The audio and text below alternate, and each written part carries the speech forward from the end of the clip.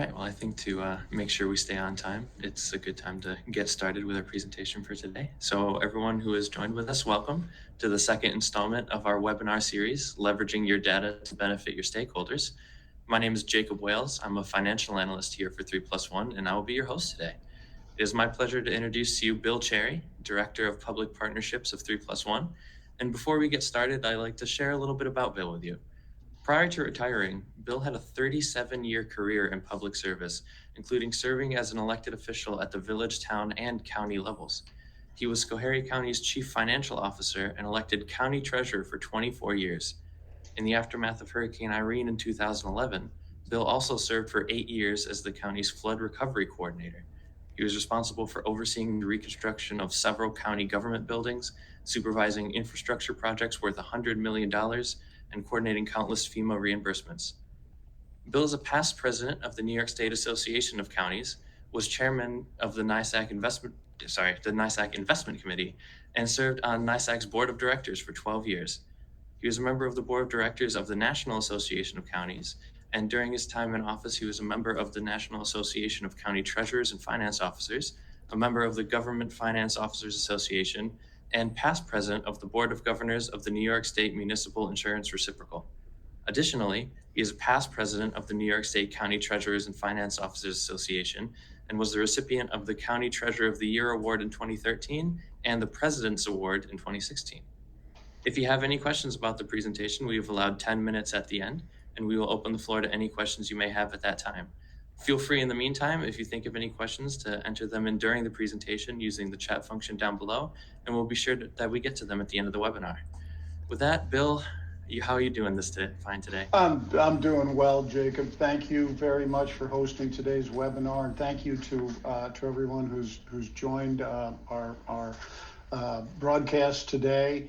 And Jacob, thank you for that very kind and generous introduction. I always get embarrassed by all of those past president titles. Really, the thing I'm the most proud of, honestly, is my years in public service of serving the taxpayers and doing my level best to make sure that their funds were protected and that that their funds were safeguarded and not spent frivolously.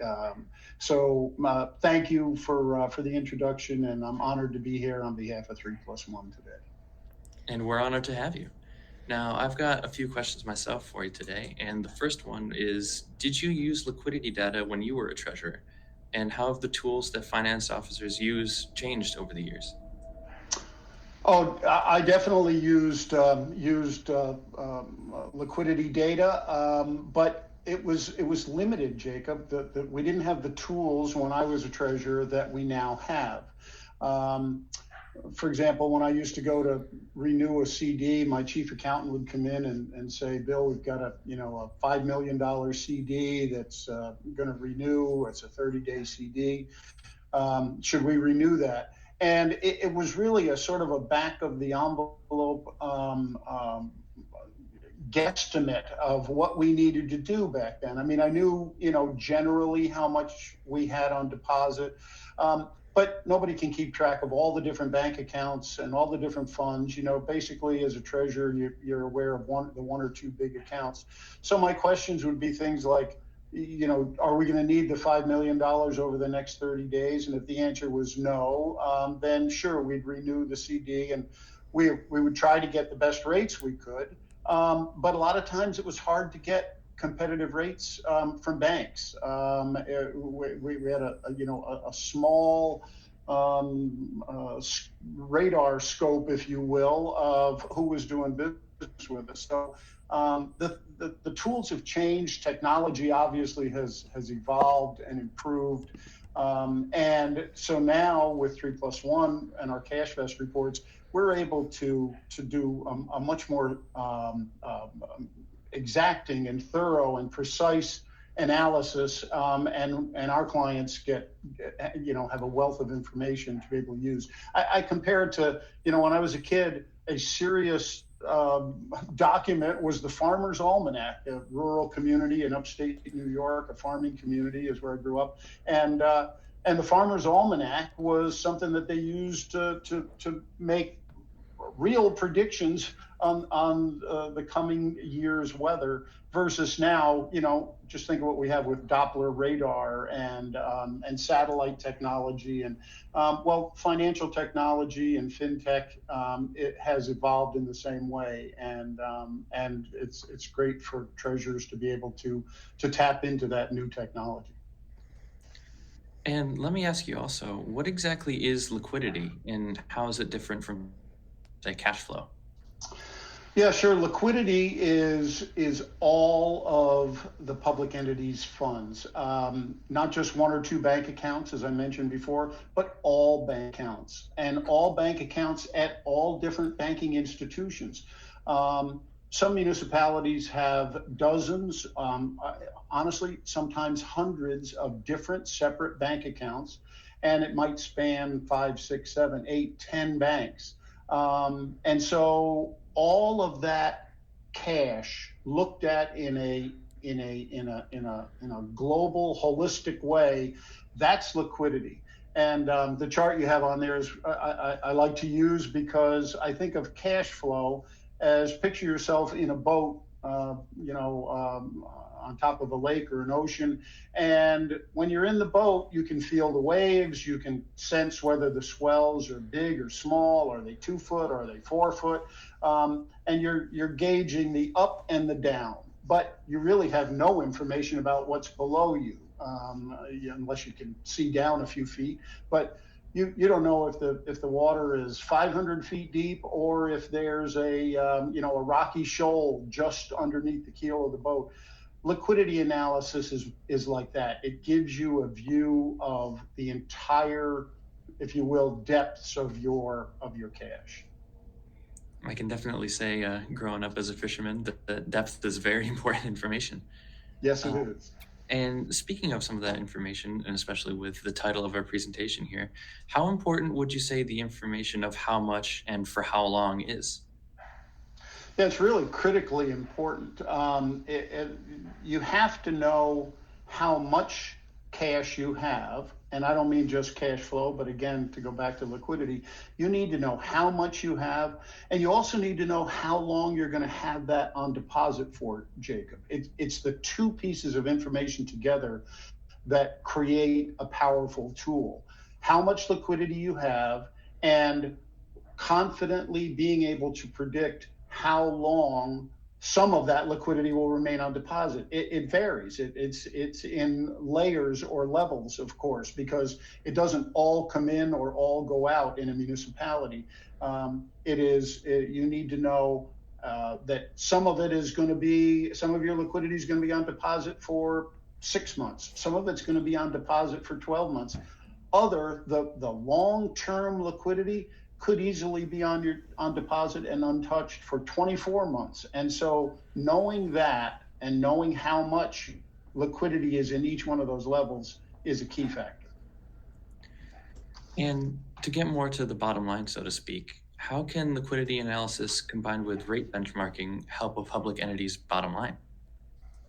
Well, once you know how much and how long, those two primary key factors, then you can develop an investment strategy to effectively invest and safeguard those funds. Rate benchmarking helps your bankers give you the best rates.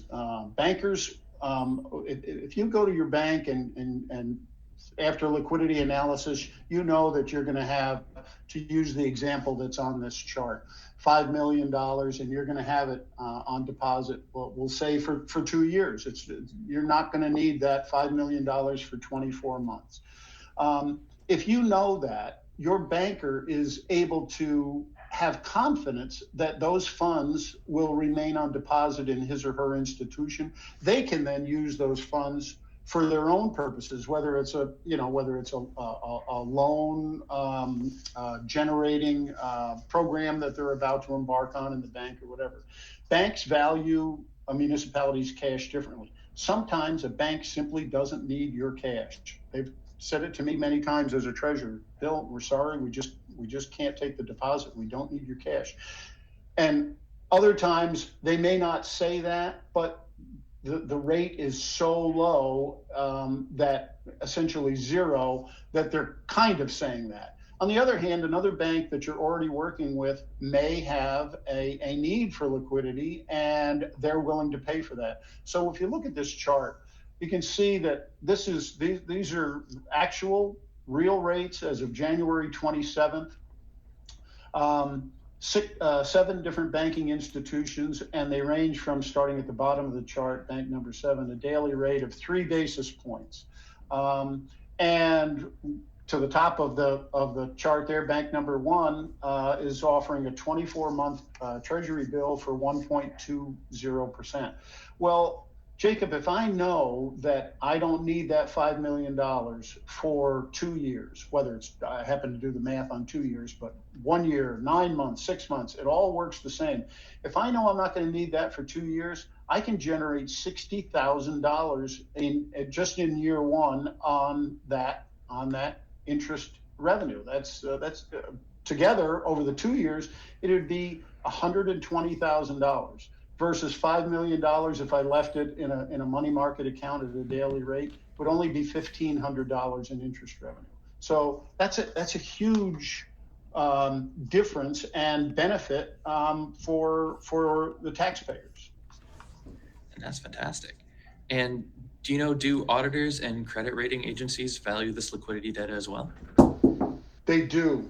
Both of those entities really value liquidity data. Cash management audits of public entities clearly show this. The type is small, but the box on the bottom left there is an audit objective and key findings section of an actual audit. And if it were to be blown up, you'd see what it says is,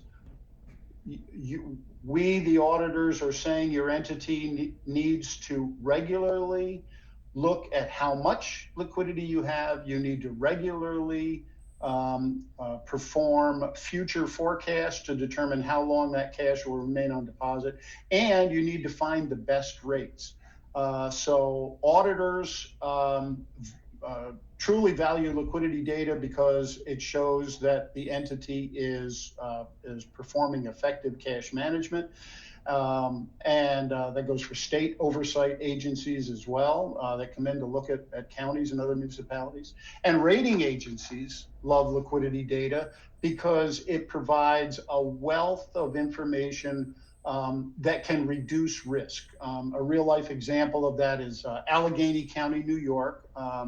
Terry Ross is the treasurer there, longtime treasurer, terrific public servant. Allegheny County is a longtime client of 3+1 as well, and they were going out to do a bonding. And on the S&P call, and I'm sure many of your listeners have been on S&P calls, as I have, when you're going out to bond for a municipality. Terry heard them mention the word liquidity and liquidity analysis, and she said, well, wait a minute, we have regular ongoing liquidity analysis from our company that we work with, 3+1, and can I just send you one of those reports? And they said, sure. S&P said, sure, send us one. They got the report. I guess they were floored. This is Terry telling the story. I'm repeating her story. They were floored, and the estimated benefit to Allegheny County just from Terry handing over that report was a savings of $1.2 million.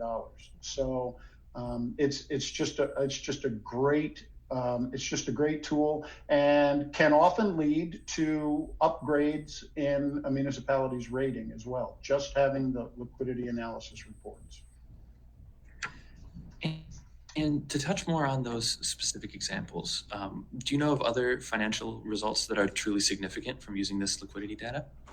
Yeah, I put some data together on this next slide, and these are real results that I'm going to give here. And by the way, this is done with the permission of Genesee County and Wayne County, and also Allegheny County. We hold all client financial information confidential. We don't share any of it. We only give it to the municipality, to the CFO to share with his or her office or legislators as they see fit. But Genesee and Wayne and Allegheny are longtime clients, and this is with their permission. They're proud of what they've accomplished with 3+1 and our cash vest system, and so I just want to put that out there. It is not uncommon at all for 3+1 clients to earn more interest in one quarter than they were previously earning in an entire year. That's how powerful liquidity data is, even in this current period of low interest rates. And as I said, for example, Genesee County in 2021 earned $320,597 in interest.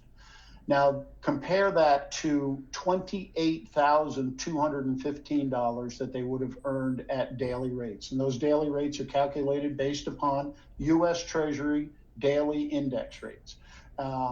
So that those are real, actual numbers of what they earned versus what they would have earned without doing effective liquidity analysis, again, with our help. The total that Genesee County has earned from 2018 to 2021, the 3 years they've been with 3+1, is over $3.3 million in interest. Wayne County is another similar example.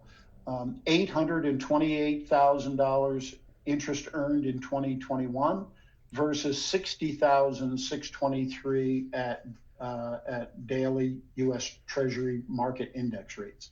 And Wayne County's been with us for just over 5 years, just over $7 million in interest earned for Wayne County. Since Allegheny County gave us permission, I don't have it on the slide, but Allegheny County is a very similar situation.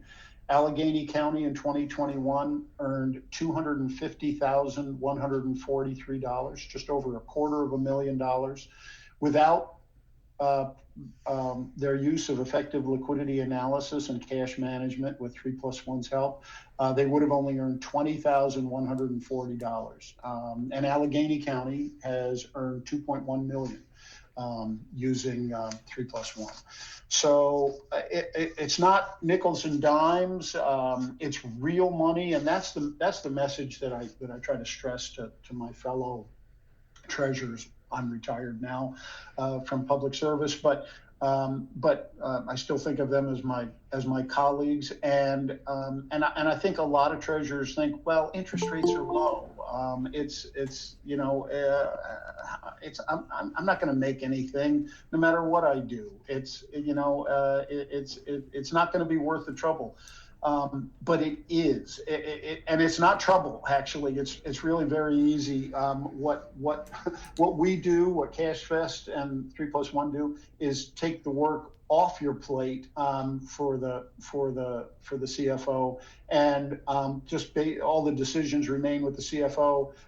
But we make your job easier. And in the end, even at a time when interest rates have been historically low. For example, in 2021, these two counties that I'm talking about, Genesee and Wayne, the average, if you took the 12-year average U.S. Treasury daily rate, it's exactly 5 basis points across the full year of 2021. And there's probably listeners on this webinar that are earning 5 basis points. That's not uncommon for some daily municipal investment pools, for daily money market accounts. 5 basis points is a pretty common number. And yet, look at the difference here. Millions of dollars overall in increased earnings. And it can make a huge difference to the bottom line. There's counties that use the additional interest earning to either reduce their tax levy or at least be able to hold the line on their tax levy, because it can amount to 2 or 3% of their overall revenue.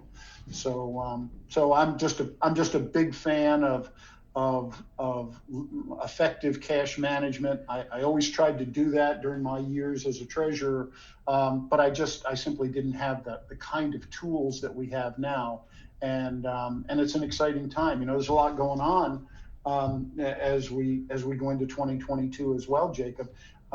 Municipalities are going to get the second tranche of their ARP money in May of this year. In New York, there are some additional investment. The law has been changed, and so counties have additional investment options, and actually those match some of the options that are already in place around the country. By the way, we serve municipalities all across the country, 14 different states, and we're recognized and strongly endorsed by the National Association of Counties, NACO, as well as I said, 14 different state associations. These truly are exciting times. Well, thank you, Bill. And those are all the questions that I myself have for you today. And we're now going to open up the floor for if anyone else has some questions. Feel free to enter them into the chat function down below or ask them. And I actually have a couple questions that were sent to me directly during the presentation here. Let's see. Okay, sure. The first one is, I know my district has very little cash and it won't for about 24 months. How is this service useful in that scenario? Well, you know, I guess it's relative of what's called very little cash. That's a hard question to answer without knowing what they're referring to. But in my experience, Jacob, and by the way, those 37 years you mentioned, I served at the village level as an elected official, the town level, and then the majority of my career at the county level.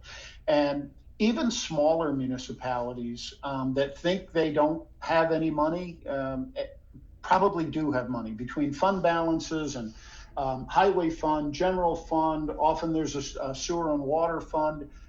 If you look at the whole liquidity picture, often they have much more money than they thought. And while those funds can't be intermingled, it's amazing how you can leverage those dollars. For example, if a bank, in order to provide no fee banking services, they require a compensating balance, a minimum that can be left. Well, instead of using your general fund money to satisfy that requirement, oftentimes you can use highway fund or sewer and water or some other utility fund to satisfy that amount, which frees up more money to earn interest. So I would encourage that the person who submitted that question to kind of re-examine that. Feel free to give me a call, give us a call, and let us take a look at it, because what you think may be a small amount of money may in fact be a significant and material amount and still be able to generate additional income and bank savings. Thank you, Bill. I have another one here that says, where does this data come from? Well, it comes from what we do is we ask our clients for view-only access. We never touch their money. We're not a bank. We don't accept deposits.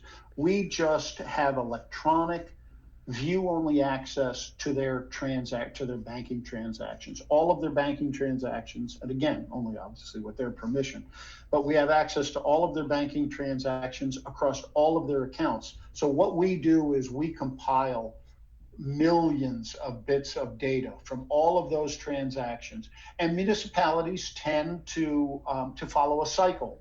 Tax levies and tax bills come out at a certain time of year. That's when liquidity is the highest, and then during the year, some of those funds are spent, but never all of those funds, Jacob. So we look at all of that data. We go back 2 years and look at, as I said, just millions of bits of information. And then our team and our analysts and our patented technology compiles all that data into a roadmap for the future that tells the municipality how much they have, how long they will have it based upon all the different layers, how they'll have X amount of dollars for 24 months. They'll have Y amount of dollars for 18 months. They'll have, and so on. And so we help them put all that money to work. And it's all data. That's what we are. We are data specialists. We compile the data, we analyze the data, and we turn it into a workable, logical, comprehensive roadmap forward. And the results are literally millions of dollars in new revenues. Well, thank you. And I wanted to take this time, in case anyone has to get going, to say thank you all for coming and listening to this webinar. And Bill and I would be happy to stick around in case there are any more questions. But I just wanted to first say we hope you enjoyed this presentation. And if you have any questions that you forgot to ask during this, please feel free to reach out to any member of our team and we'd be happy to get to those questions. Our next installment, CastFest Score, What is it and how do I improve, will be hosted by our Senior Vice President, Garrett McDonald, and is scheduled for March 24th at 2 p.m. EST. We hope you'll join us then as well, and a replay of this presentation can be found on our website in the coming days. Thank you all once again for listening to our second installment of this webinar. And I'd like to thank you, Jacob. I'd like to thank everyone who listened in. Appreciate you joining us today, and happy to answer any questions either by email or phone. You just go to 3+one.us, and we'll be happy to help. And thank you once again, Bill, for taking the time out of your day to be with us here again today. Thanks, Jacob.